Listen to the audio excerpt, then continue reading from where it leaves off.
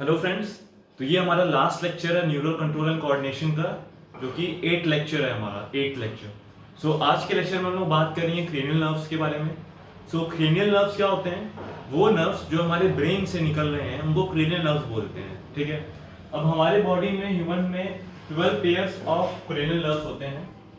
ठीक है। अब उनके नाम हमें याद करने हैं। जो 12 पेयर्स हैं सारे के सारे का नाम हमें याद करना है। तो पहला जो है वो ऑल्फैक्टरी नर्व है, दूसरा ऑप्टिक, तीसरा ऑक्यूलोमोटर, चौथा है ट्रोक्लियर, पांचवा है ट्राइजेमिनल, छठा है एब्ड्यूसेंस, सेवेंथ है फेशियल, आठवां है ऑडिटरी, नौवां है ग्लोसोफेरेंजियल, दसवां है वेगस, 11वां है एसेसरी स्पाइनल और लास्ट यानी 12th है हाइपोग्लॉसल। इन सारे नर्व्स का नेमिंग जो होता है, नंबरिंग जो होता है वो रोमन नंबर्स में होता है। तो बहुत बार हम लोग उसका नाम ना कह के बोलते हैं कि थर्ड क्रेनियल नर्व। तो थर्ड क्रेनियल नर्व हमें याद होना चाहिए कि ऑक्यूलोमोटर है। Ninth cranial nerve glossopharyngeal. तो इस तरह अब इनको याद करने के लिए एक ट्रिक है, एक न्यूमोनिक्स है, वो है ऊटा फागवा।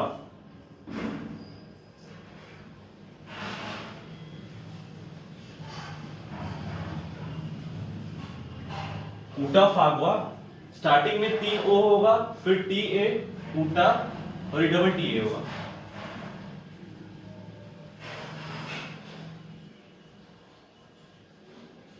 ट्रिपल ओ डबल टी ऊटा फाग एफ ए जी वाग, ऊटा फाग वाग। ओके, इस तरह तोड़ के याद करिए। पहला 3 ओ जो है ये olfactory, optic, oculomotor, trochlear, trigeminal, abducens, facial, auditory, glossopharyngeal, vagus, accessory spinal और हाइपोग्लॉसल। ठीक, ये हमारे पास ट्रिक हो गया इनका नाम याद करने के लिए। ठीक है, once again olfactory, optic, oculomotor, trochlear, trigeminal, abducens, ठीक है, ऊटा, देन इज फाग, एफ से फेशियल और facial, auditory, glossopharyngeal, then vagus, v a h, accessory spinal and hypoglossal. तो ये हमारा 12 क्रेनियल नर्व्स हो गए। इस न्यूमोनिक्स, इस ट्रिक से आप इसको याद करेंगे जिससे आपको आसानी पड़ेगा। अब इनके जो हमारे नर्व्स होते हैं वो 3 टाइप के होते हैं, एक सेंसरी, एक मोटर और एक मिक्स्ड। मिक्स्ड नर्व क्या होता है? जो सेंसरी और मोटर का मिक्स्ड होता है उसी को मिक्स्ड नर्व बोलते हैं। अब जो ये 12 क्रेनियल नर्व्स हैं ये अलग अलग टाइप्स के हैं, उनके टाइप्स भी याद कर रहे हैं। ऑल्फैक्टरी और ऑप्टिक जो है ये सेंसरी नेचर का है। ऑक्यूलोमोटर जो है नाम में ही मोटर आ रहा है इसके, इस वजह से इसका नेचर मोटर है। ट्रोक्लियर जो है ये भी मोटर नेचर का है। ट्राइजेमिनल मिक्स्ड है। एब्ड्यूसेंस हमारा मोटर है। फेशियल मिक्स्ड है। ऑडिटरी सेंसरी है। ग्लोसोफेरेंजियल मिक्स्ड है। वेगस हमारा मिक्स्ड है। एसेसरी स्पाइनल मोटर है। हाइपोग्लॉसल मोटर है। तो इस चार्ट पूरा आपको अच्छे से याद करना है, सारे क्रेनियल नर्व्स के नेम्स और उनका नेचर क्या है। ठीक है, अब हम लोग डिटेल में हर एक नर्व के बारे में पढ़ेंगे, उनका फंक्शन क्या है। तो हम लोग स्टार्ट करते हैं पहला नर्व से, जो है ऑल्फैक्टरी नर्व। ऑल्फैक्शन का मतलब क्या होता है? Olfaction word is related to smell. Okay, so हमारा जो स्मेल का परसेप्शन होता है यानी कि सेंसेशन होता है उसको ये नर्व सप्लाई करेगा। It conducts nerve impulse for smell. ठीक है, यानी हमारे नाक में जो ऑल्फैक्टरी एपिथेलियम सेल्स होते हैं वो स्मेल को परसीव करते हैं, फिर वहां पे उन सेल से ये नर्व जुड़ा होता है और वो इंपल्स लेके जाता है हमारे ब्रेन तक। ठीक है, तो ये ऑल्फैक्टरी नर्व का काम हो गया। सिंपल, नाम से ही समझ में आ रहा है ऑल्फैक्टरी मीन स्मेल, तो ये स्मेल को परसीव करवाएगा। ठीक है, नेक्स्ट है optic nerve. Second nerve is optic nerve. नाम से ये भी क्लियर है, ऑप्टिक यानी विजन, विजन आई से रिलेटेड है। It conducts nerve impulse for vision. ये देखने के लिए हमें ऑप्टिक नर्व सप्लाई करता है, यानी जो हमारा आईज इंफॉर्मेशन परसीव करेगा या कलेक्ट करेगा उसको ये नर्व लेके जाएगा ब्रेन तक। फर्स्ट और सेकंड क्लियर हो गया। थर्ड पे आते हैं ऑक्यूलोमोटर। ऑक्यूलोमोटर जो है नाम से याद रखिएगा, मोटर नर्व आ रहा है यानी कि इसका कोई मोटर फंक्शन होगा। ये क्या करेगा? ये कंट्रोल करेगा द मूवमेंट ऑफ आईबॉल। ये आईबॉल है, ठीक, तो ये ऑक्यूलोमोटर नर्व जो है इस आईबॉल के मूवमेंट को कंट्रोल करेगा और साथ ही साथ जो हमारा अपर आईलिड है, जैसे ये हो गया दोनों तरफ, तो हमारा अपर आईलिड और मूवमेंट ऑफ आईबॉल को कंट्रोल करता है ऑक्यूलोमोटर नर्व। ओके, नेक्स्ट है ट्रोक्लियर नर्व। ये याद रखना है इसके बारे में fact, it is the smallest of the 12 cranial nerves। जो 12 cranial nerves है उनमें से ये सबसे छोटा नर्व है। It innervates the superior oblique muscle of the eyeball. अब हम लोग थोड़ा आईबॉल के मसल्स के बारे में जान लेते हैं। आईबॉल के कौन कौन से मसल्स होते हैं जो उसकी मूवमेंट को कंट्रोल करते हैं, ठीक। तो मैंने यहाँ पे एक डायग्राम पहले से बनाया हुआ है। ये आईबॉल का स्ट्रक्चर है, ठीक। ये आईबॉल हो गया ब्लैक कलर का पोर्शन, और जो ग्रीन कलर का आपको फाइबर्स दिख रहे हैं वो एक्चुअल उसके मसल्स हैं। इनकी थोड़ा नेमिंग कर देते हैं। जो ये ऊपर की तरफ गया हुआ है ये है हमारा सुपीरियर रेक्टस, और इसकी जो ठीक अपोजिट नीचे की तरफ है ये हो जाएगा इंफीरियर रेक्टस।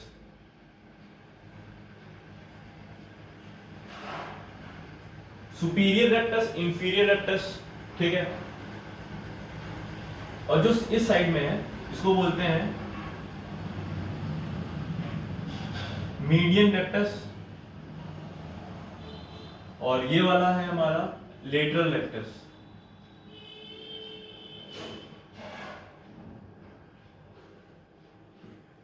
ठीक है।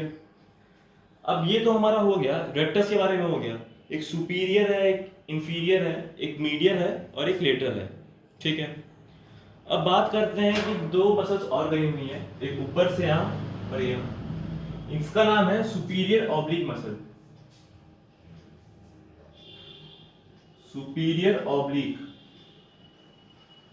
और ये हो जाएगा हमारा inferior oblique.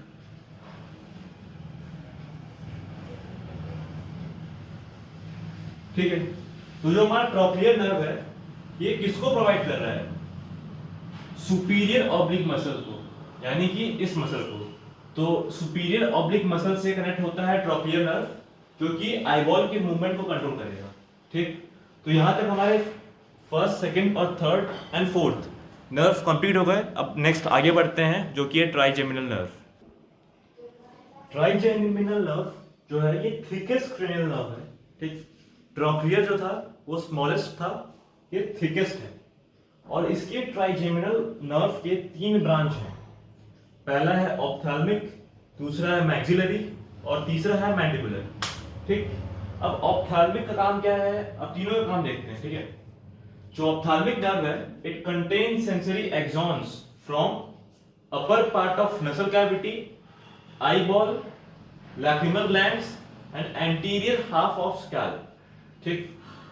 Upper part of nasal cavity, हमारा ये नसल कैविटी ये रहा हमारा ये पोर्शन, इसका अपर पार्ट यहाँ से ये वाला, यहाँ इसके ऊपर ये जो पार्ट है इसको ये प्रोवाइड करेगा हमारे आई बॉल को लैक्रिमल ग्लैंड्स, ये टीयर ग्लैंड्स होते हैं लैक्रिमल ग्लैंड्स, ओके। और anterior half of scalp, scalp हमारा ये है, इसके एंटीरियर हाफ यहाँ से लेकर यहाँ तक, ठीक। तो मेनली अगर मुझे ट्राइजेमिनल नर्व के बारे में पढ़ना है तो ट्राई यानी 3, इसके नर्व्स 3 दिशा 3 डायरेक्शन में फैले हुए हैं। उनको जानने के लिए अपने फिंगर्स को इस तरह लीजिए और अब ऐसे रख दीजिए, ठीक। अब हमारे जहां जहां ये तीनों फिंगर्स पॉइंट आउट कर रहे हैं वहां वहां ये नर्व्स के सप्लाई है। पहला जो ब्रांच है ऑप्थेल्मिक के ऊपर की तरफ जाएगा, ठीक। देखिए ये स्कैल्प में जा रहा है, हमारे आईबॉल में जा रहा है, लैक्रिमल ग्लैंड्स में जा रहा है, ठीक।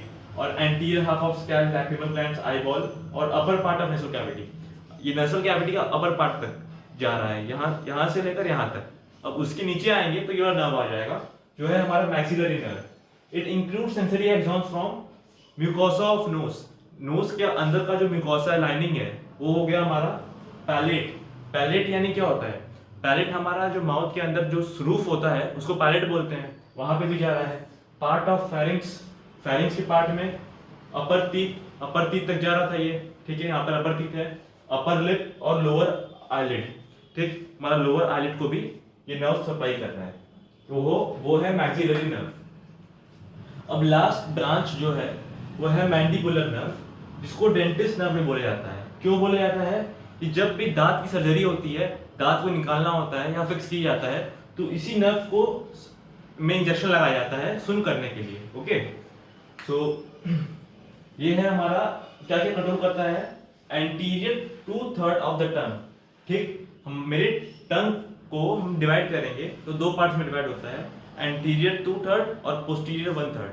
तो जो एंटीरियर 2/3 है उसके मूवमेंट को ये कंट्रोल करेगा, टेस्ट को नहीं, टेस्ट बर्ड्स पे नहीं है ये, सिर्फ मूवमेंट को। Not taste, okay. Cheek and mucosa deep to it, cheeks होगा यहाँ पे, चीक्स,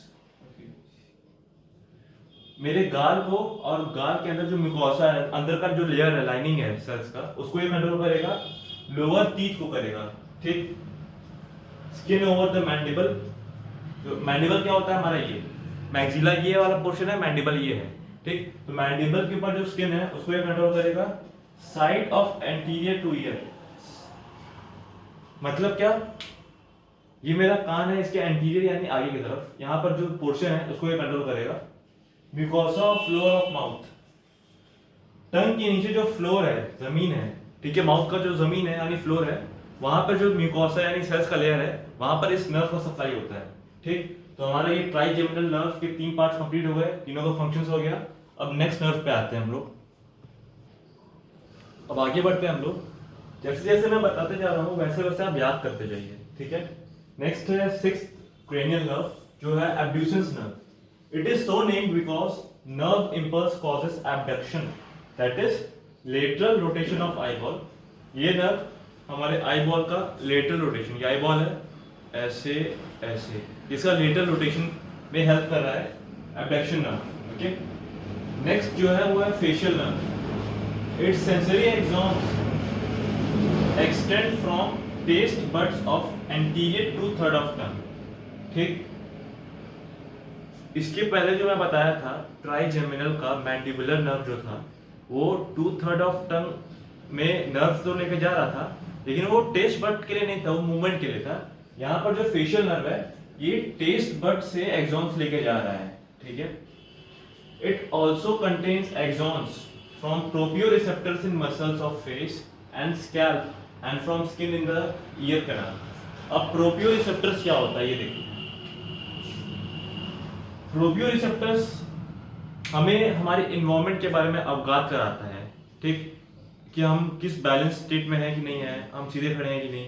तो हमारे जो स्किन में, हमारे मसल्स ऑफ द फेस में, स्कैल्प में और स्किन में जो प्रोपियोरिसेप्टर्स हैं, वहां पे ये एक्सॉन्स फेशियल नर्व के होते हैं, ठीक है। अब नेक्स्ट आते हैं ऑडिटरी नर्व के बारे में। इसका दूसरा नाम है वेस्टिब्यूलो-कॉक्लियर नर्व, वेस्टिब्यूलो-कॉक्लियर नर्व। इसके 2 ब्रांच हैं, जैसे कि नाम में ही इंडिकेट कर रहा है, एक वेस्टिबुलर ब्रांच और एक कॉक्लियर ब्रांच। जो वेस्टिबुलर ब्रांच है ये carries impulse for equilibrium and cochlear branch carries impulse for hearing, ठीक। तो हमारा कॉक्लियर ब्रांच हमें सुनने के लिए इंपल्स कैरी करवाएगा, और वेस्टिबुलर ब्रांच हमारे बॉडी पे के बैलेंस के लिए और इक्विलिब्रियम के लिए नर्व्स इसके डिस्ट्रीब्यूटेड हैं, ओके। सो हम लोग आगे बढ़ते हैं। 9th cranial nerve है glossopharyngeal nerve. Its sensory axons arise from taste buds on the posterior 1/3 of the tongue. Next, baroreceptors, that is stretch receptors in the carotid artery and chemoreceptors in the carotid artery. अब आते हैं यहाँ पर glossopharyngeal nerve पे। इसके जो exons होते हैं ये टंग के 1/3 पार्ट, पोस्टीरियर 1/3 पार्ट पे इनका डिस्ट्रीब्यूशन होता है। नेक्स्ट बता रहा है कैरोटिड आर्टरी के बारे में। जो हमारा कैरोटिड आर्टरी होता है ये यहाँ पर होता है नेक के पास, ठीक। ये कैरोटिड आर्टरी में कुछ बेरोरिसेप्टर्स होते हैं और कीमोरिसेप्टर्स होते हैं। बेरोरिसेप्टर्स होते हैं स्ट्रेच रिसेप्टर्स को, यानी कि अगर ब्लड फ्लो इंक्रीज होगा तो ब्लड प्रेशर इंक्रीज होगा। ब्लड प्रेशर इंक्रीज होने की वजह से जो कैरोटिड आर्टरी का वॉल है वो स्ट्रेच करेगा। जब वो स्ट्रेच करेगा तो वहां पर जो प्रेजेंट बेरोरिसेप्टर्स हैं यानी स्ट्रेच रिसेप्टर्स हैं, ये सिग्नल दे देंगे हमारे ब्रेन को। तो ये सिग्नल लेके कौन जाएगा, वो है ग्लॉसोफैरिंजियल नर्व, ठीक। अब नेक्स्ट नर्व पे आते हैं वेगस नर्व। ये है याद करना है लॉन्गेस्ट क्रेनियल नर्व।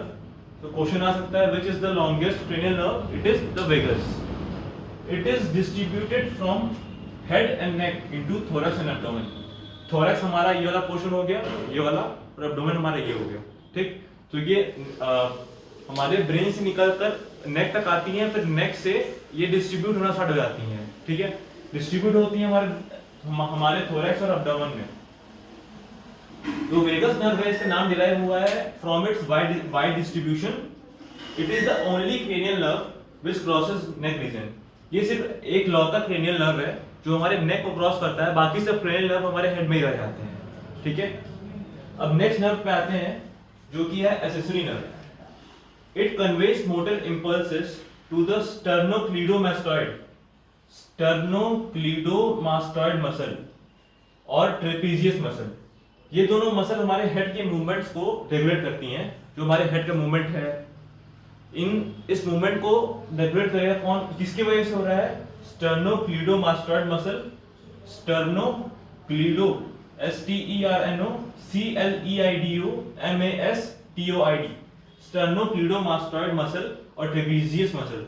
इन दोनों मसल को कौन नर्व सप्लाई करेगा? वो है एक्सेसरी नर्व। नेक्स्ट नर्व आता है हाइपोग्लॉसल नर्व, जो कि लास्ट है, 12th cranial nerve. It supplies the muscle of tongue for speech and swallowing. याद करना है आपको, हाइपोग्लॉसल नर्व ये हमारे टंग को नर्व सप्लाई करेगा बोलने के लिए, स्पीच के लिए और स्वेलो करने के लिए। तो यहाँ पर हमारा क्रेनियल नर्व्स होता है कंप्लीट। अब आगे बढ़ते हैं। अब हम लोग पेरिफेरल नर्वस सिस्टम की बात कर रहे थे।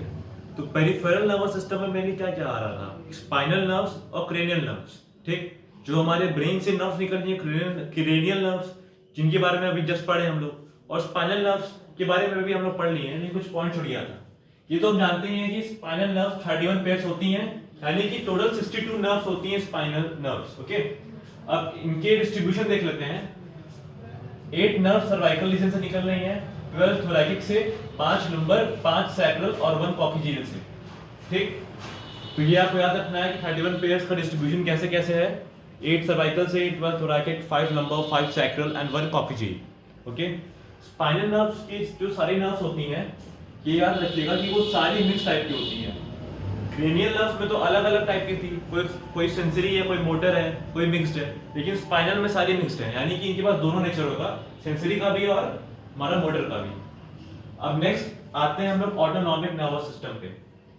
System which automatically regulates the activities of involuntary smooth muscles, cardiac muscles and glands which are not under the control of our will is called autonomic nervous system। ठीक है, अब हम लोग इसके पहले जो भी सिस्टम की बात की है, तो हमारे अंदर जितने भी मूवमेंट्स होते हैं तो 2 टाइप के होते हैं, एक वॉलंटरी, एक इनवॉलंटरी। वॉलंटरी मूवमेंट्स हमारे कंट्रोल में होते हैं, इनवॉलंटरी मूवमेंट्स हमारे कंट्रोल में नहीं होते। तो इनवॉलंटरी मूवमेंट्स को कंट्रोल करता है हमारा ऑटोनॉमिक नर्वस सिस्टम। ठीक, जैसे कि हमारे कार्डियक मसल्स हो गया, स्मूथ मसल्स हो गए सारे, ठीक, हमारे कंट्रोल में नहीं होते हैं, वो हमारे इंटरनल ऑर्गन्स हो गए, ये सब सारे ऑटोनॉमिक नर्वस सिस्टम कंट्रोल करता है। ठीक, autonomic nervous system, okay, it plays an important role in maintaining the constant internal environment. याद रखना है आपको। अब जो autonomic nervous system further divided है सिंपैथेटिक और पैरासिम्पैथेटिक नर्वस सिस्टम में। ठीक, जैसे कि सपोज करिए कि 2 इंडिविजुअल में फाइट हो रहा है, वही रोड पे फाइट होकर 2 इंडिविजुअल के बीच में, तो उनके में क्या चेंजेस आएंगे उनके बॉडी में? पहला चीज, उनका हार्ट बीट इंक्रीज हो जाएगा, ब्लड प्रेशर इंक्रीज हो जाएगा, उनका प्यूपिल डायलेट हो जाएगा, ठीक, और फिर उनका टेम्परेचर बढ़ जाएगा। ये सब चीज जो हो रही है, ये हमारा सिंपैथेटिक नर्वस सिस्टम करवाता है। ठीक, जब हम लोग गुस्सा होते हैं या किसी से लड़ाई कर रहे होते हैं तो हमारा मुंह सूख जाता है, यानी सलाइवा का सेक्रेशन बंद हो जाता है, और फिर हमें ग्लैंड से सेक्रेशन बंद हो जाते हैं। ठीक है, ब्लड प्रेशर इंक्रीज हो जाता है। तो उस वक्त जो काम करता है वो सिंपैथेटिक नर्वस सिस्टम है। ठीक, अब लड़ाई जब खत्म हो जाती है तो हमारा बॉडी धीरे धीरे नॉर्मल होने लगता है, तो नॉर्मल करने के लिए जो काम कर रहा होता है वो पैरासिम्पैथेटिक नर्वस सिस्टम है। अब एग्जांपल दिया हुआ है, ऐसे प्यूपिल, लड़ाई हो रहा है तो प्यूपिल हमारा डायरेक्ट हो जाता है, ठीक, सिंपैथेटिक में। पैरासिम्पैथेटिक कंस्ट्रक्ट कर देता है जब लड़ाई खत्म हो जाता है। हार्ट बीट रेट इंक्रीज हो जाता है सिंपैथेटिक में, और पैरासिम्पैथेटिक में डिक्रीज हो जाता है। सलाइवरी ग्लैंड का सेक्रेशन जो है वो इनहिबिशन करवाता है सिंपैथेटिक, और हमारा स्टिमुलेशन करवाता है पैरासिम्पैथेटिक। ब्लड प्रेशर की बात करें तो सिंपैथेटिक हमारा ब्लड प्रेशर इंक्रीज कराएगा और हमारा पैरासिम्पैथेटिक ब्लड प्रेशर डिक्रीज कराएगा। तो यहाँ पर हमारा ऑटोनॉमिक नर्वस सिस्टम भी होता है कंप्लीट। तो हमारा न्यूरल कंट्रोल एंड कोऑर्डिनेशन हो गया कंप्लीट। अब जो पार्ट्स बचते हैं वो है आई और ईयर, जो कि मैं अलग अलग उनका प्लेलिस्ट बना के डालूंगा। Okay, so thank you, all the best.